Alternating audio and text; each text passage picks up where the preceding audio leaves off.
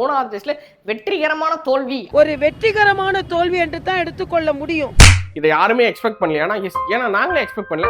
அண்ணன் வந்து இது ஃபுல்லாக ஆடிட்டு அதுக்கப்புறம் இங்கிலாந்து வந்து ஹோம் சீரிஸ் வந்து ஒன்று வருவாங்க, அதில் முடிச்சுட்டு தான் அண்ணன் போவான்னு நாங்கள் எதிர்பார்த்தோம். ஆனால் அந்த மாதிரி நடக்கலை. இதே அவருக்கு இன்ஜுரி இருக்காது. இவங்களே பாலை கொண்டு அவர் காலில் அடிச்சு காலில் இன்ஜுரி ஆயிடுச்சு. எங்களுக்கு தெரிஞ்சு இந்த மேட்ச்ல யார் ஜெயிப்பாங்கன்னா கண்டிப்பாக ஆஸ்திரேலியா ஜெயிக்க தான் நிறைய சான்சஸ் இருக்கு. நிறைய பேர் வீடியோ பார்க்குறீங்க ஆனால் சப்ஸ்கிரைப் பண்ண மாட்டேறீங்க. ஸோ 399 ரூபா கட்டி தான் நீங்கள் சப்ஸ்கிரைப் பண்ணல, ஜாலியாக சப்ஸ்கிரைப் பண்ணலாம். அது இல்லாமல் மற்றவங்கள மாதிரி கசக்கியோ பின்னாடி தட்டியோ அந்த மாதிரி நான் சப்ஸ்கிரைபர்ஸ் வாங்க முடியாது என்பதால் தயவுசெய்து சப்ஸ்கிரைப் பண்ணிட்டு வீடியோ பாருங்க. இந்தியா வர்சஸ் ஆஸ்திரேலியா பாக்ஸிங் டே டெஸ்ட், அதாவது கிறிஸ்மஸ்க்கு அப்புறம் நடக்கிற டெஸ்ட் பாக்ஸிங் டே டெஸ்ட்னு சொல்லுவாங்க. அந்த டெஸ்ட் நடக்க போகுது. ஸோ அந்த டெஸ்ட்டில் என்னெல்லாம் நடக்க போகுது, அதை என்ன ப்ரெடிக்ட் பண்ணுறான்ற பார்க்கறதுக்கு முன்னாடி நம்ம என்ன பார்ப்போம்னா மூணாவது டெஸ்ட்ல வெற்றிகரமான தோல்வி, ஒரு வெற்றிகரமான தோல்வி என்று தான் எடுத்துக்கொள்ள முடியும். டெஸ்ட் மேட்சை ட்ரா பண்ணிட்டாங்க. மழை வந்து ரோஹித் சர்மாவை காப்பாத்திருச்சு.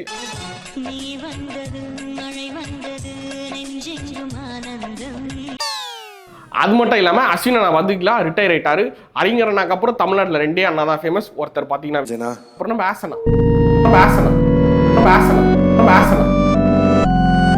அண்ணா அண்ணான்னு கூப்பிட்டு கடைசியில் அண்ணா என்ன ஆயிட்டாருன்னா ரிட்டையர் ஆயிட்டாரு. ரிட்டையர் ஆனதுக்கப்புறம் ரொம்ப எல்லாரும் மனவலி ஆயிடுச்சு.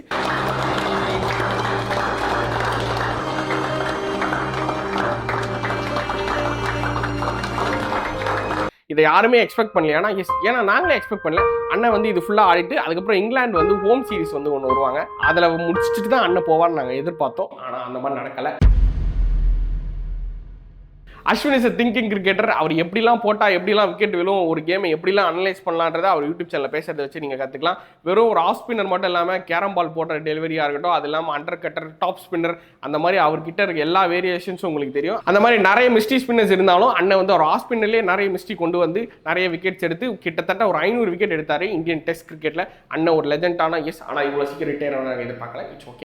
ஒரு ஃபாலோ ஆன அவாய்ட் பண்ணதுக்கு இவ்வளோ என்ஜாய் பண்ணுறீங்களா, உங்களுக்கு வெக்கவா இல்லையா அப்படின்னு சொல்லி பேட் கமிங்ஸ் வந்து ப்ரெஸ் மீட்டில் கேட்டிருந்தாரு. இருந்தாலும் பரவாயில்ல, நீங்கள் ஜெயிக்கல அதுவே எங்களுக்கு போகுதுன்னு சொல்லிட்டு இந்தியன் ஃபேன்ஸ் வந்து ரொம்ப பெருமையாக கொண்டாடிக்கிட்டு இருக்காங்க. அந்த பையன் டிராவிஸ் ஹெட் விக்கெட் எடுக்கும்போது ஒரு கத்துவான். அந்த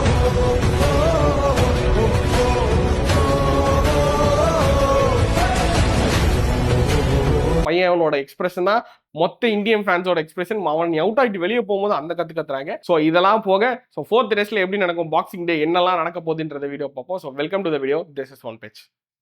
ஸோ டெஸ்ட் ஆரம்பிக்கிறது முன்னாடி 2 டீமுமே அவங்க ஸ்குவாட் அனௌன்ஸ் பண்ணாங்க. ஸோ ஆஸ்திரேலியா அதே ஸ்குவாடை வச்சு போவாங்கன்னு எல்லாரும் எதிர்பார்த்தாங்க. ஸோ மிக்ஸ்வினி என்ன சொன்னாரு, நான் வந்து மெல்பர்னில் என்ன பண்ணுறேன்னு பாருங்க, என்ன வேணா பண்ணு, டீமில் வெளியே இருந்து பண்ணு சொல்லிட்டு அவர் வெளியே அனுப்பிச்சு விட்டாங்க. அவருக்கு பதிலாக சாம்ன்ற ஒரு 19 year old பாய்னு எடுத்திருக்காங்க. ஸோ என்ன நடக்குதுன்னு ஜார்ஜ் பெய்லி கிட்ட வந்து கேட்பாங்க, செலக்டர்ஸ் ஆஃப் சீஃப் ஆஸ்திரேலியா கிட்ட. அவர் என்ன சொல்லுவாங்கன்னா, ஸோ சம்திங் டிஃப்ரெண்டாக நாங்கள் வந்து த்ரோ பண்ணலாம்னு நினைக்கிறோம் இந்தியா கூட, அப்படின்றதுனால தான் இவரை செலக்ட் பண்ணியிருக்கோம்னு சொல்லுவாங்க. அது இல்லாமல் 2 பேருமே பும்ராக்கு ரொம்ப வீக்காக இருந்தாங்க. உஸ்மான் கவாஜா சரி, மிக்ஸ்வினி சரி, அந்த பேரை சேஞ்ச் பண்ணது ரொம்ப கரெக்டான விஷயம் தான். ஸோ இந்தியன் டீம் என்ன பண்ணியிருக்காங்க பார்த்தீங்கன்னா, ஒரு சேஞ்ச் பண்ணல, அதே மாதிரி தான் போகிறாங்க. நிதிஷ் ரெட்டி வந்து ரொம்ப கீழே ஆடுறாரு, ரவீந்திர ஜடேஜாக்கு அப்புறம் ஆடுறாரு. நாங்கள் போன வீடியோலே சொல்லியிருந்தோம், அவர் நல்ல பேட்டிங் ஆடுறாரு, அவரை வந்து முன்னாடி நீங்கள் புஷ் பண்ணி நல்லாவே ஆட வைக்கலாமே. ரிஷப் பண்ணிட்டும் சரி, ரோஹித் சர்மாவும் சரி, ரவீந்திர ஜடேஜா சரி, நீங்கள் 3 பேருமே அடிக்க தான் போறீங்க. கீழே ஆடிட்டு நிதிஷ் ரெட்டியை மேலே ஆட வைக்கலாம். அவர் இன்னும் ப்ராமிசிங்கான பேட்ஸ்மேனாக தான் எங்களுக்கு தெரியாது. நீங்கள் என்ன பண்ணுறீங்க, அதெல்லாம் வேணா, நீ கீழே போடா அப்படின்ற மாதிரி அவர் அடிச்சு பற்றி விட்டு கீழே ஆட வைக்கிறது ரொம்ப தப்பாக தான் தெரியுது. அது இல்லாமல் இன்னொரு விஷயம் சொல்லிக்கிட்டு இருக்கேன், ரோஹித் சர்மாக்கு இன்ஜுரி ஆயிடுச்சு. ஓ அப்படியா விஷயம், இது என்ன அவருக்கு இன்ஜுரி இருக்காது. இவங்களே பாலை கொண்டு அவர் காலில் அடிச்சு காலில் இன்ஜுரி ஆயிடுச்சு, வேற பேட்ஸ்மேன் மாதிரி அவருக்கு இன்ஜுரி பண்ணி விட்டாங்களான்னு தெரியல. ஸோ அது இல்லாமல் கேள்றாளுக்கு இன்ஜுரின்னு சொல்றாங்க. இது எல்லாமே ஸ்பெகுலேஷன்ஸாக தான் இருக்கு, ரூமர்ஸா இருக்கு, புனை சுருட்டுக்களா இருக்கே தவிர அது வந்து உண்மையா இருக்கா இல்லையா அப்படின்னு நம்மளுக்கு தெரியல. ரோஹித் சர்மா தான் இப்படி பண்றாரு. அடுத்து சீனியர் பேட்ஸ்மேன் விராட் கோலி என்ன பண்றாரு, அவரும் அதே மாதிரி தான் அவுட் ஆகும், எந்த மாற்றமும் இல்லை. உன்னை பார்த்தா எனக்கு வெறியாது, உன்னை ஏதாவது சொல்லிட போறேன் அப்படின்ற மாதிரி ரொம்ப கடுப்பாகுது. அவர் வந்து, ஐயா நீங்க ஆஃப் சைட்ல கவர் டிரைவ் ஆடாம ஸ்ட்ரெயிட் டிரைவ் தான் ஆடுங்களேன், நீங்க வர்றது நியூ பால்ல, நீங்க கவர் டிரைவ் ஆடாம ஸ்ட்ரெயிட் டிரைவ் ஆனீங்கன்னா பால் நேராவது போகும். நான் கவர் டிரைவ்ல தான் காலை வைப்பேன் அப்படின்ற மாதிரி கவர் டிரைவ் ஆடி பால் எஜ்ஜு வாங்கி கீப்பர் செகண்ட் ஸ்லிப் எல்லாருக்கும் கேட்ச் ப்ராக்டிஸ் கொடுத்து விளையாடிக்கிட்டு இருக்கீங்க. ஸோ சேடா இருக்கு அந்த விஷயத்தை பார்த்தாலே. சரி ஓகே, மெல்பர்ன் எப்படி இருக்க போகுது அப்படின்னு பார்த்தீங்கன்னா, கண்டிப்பா வந்து பவுன்சி ட்ராக்காக தான் இருக்கு. இது வரைக்கும் நடந்த 7 மேட்ச்ல ஆஸ்திரேலியா தான் எல்லா வாட்டியுமே ஜெயிச்சிருக்காங்களா இல்ல, 2 வாட்டி இந்தியா ஜெயிச்சிருக்காங்க. எப்படி ஜெயிச்சிருக்காங்கன்னு பாத்தீங்கன்னா, போலிங் போட்டு பேட்டிங் ஆடி அந்த மாதிரி மிக்சடா தான் ஜெயிச்சிருக்காங்க. ஸோ டாஸ் ஜெயிச்சா நீங்க போலிங் தான் போடணும், பேட்டிங் தான் ஆடணும், அந்த மாதிரிலாம் எதுவுமே இல்லை. ஆனா most of the teams fielding first choose பண்ணியிருக்காங்க, ஏன்னா ட்ராக்ல இருக்க கிரீன் காரணமாக. ஃபீல்டிங் ஒரு முக்கியமான ஆஸ்பெக்டாக இருக்கு. ஆனால் எஸ், ஏன்னா நிறைய இடத்துல கேச்சஸ் போகிற இடத்துல ஃபீல்டர்ஸ் இருக்க மாட்டாங்க. அப்படியே கையில் வந்தாலும் நிறைய ட்ராப்ஸ் விழுந்துட்டு தான் இருக்கு. முக்கியமாக ரோஹித் சர்மாவுக்கு தலைவலியாக இருக்க போகிறது ஒரே ஒரு ஆள் தான். அவர் யார் பார்த்தீங்கன்னா நம்ம டிராவிஸ் ஹெட். ஹெட் என்ன ஞாபகப்படுத்துறேன். டிராவிஸ் ஹெட் பயங்கரமான ஒரு ஹெட்டேக்கை கொடுத்துட்டு இருக்காரு. அது இல்லாமல் அவர் நிறைய பால்ஸ் ஆடுறாருன்னா இல்லை, ஸ்ட்ரைக்கை ரொட்டேட் பண்ணிட்டே இருக்காரு. அவர் ஸ்ட்ரைக் ரொட்டேட் பண்ணுறதை நிறுத்தி பவுன்சர் ட்ரைக்கிங் அவர் யூஸ் பண்ணலாம். இது வரைக்கும் இந்தியா பவுன்சர் போட்டு டிராவிஸ் ஹெட் நான் பார்க்கவே இல்லை, யாருமே பார்த்துருக்க மாட்டேன். ஏன்னா அவங்க அதை யூஸ் பண்ணவே இல்லை. நீங்கள் பவுன்சர் போட்டு அவரை டக்கு டக்குன்னு விக்கெட் எடுக்க பார்க்கணும், இல்லை நியூ பாலாக இருந்தால் முன்னாடி ட்ரைவ் ஆட விட்டு கேட்ச் எடுக்க பார்க்கணும் ஸ்லிப்பில். அது ரெண்டுமே இந்தியா பண்ணுறதில்ல அப்படின்றது முக்கியமான ஒரு கன்சர்னாக இருக்குது.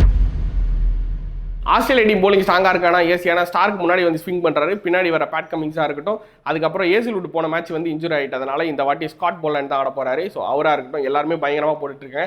இந்தியன் போலிங் ஸ்ட்ராங்காக இருக்கானா? உங்களுக்கு தெரியும், வழக்கம் போல் ஒரே ஒரு ஆள்.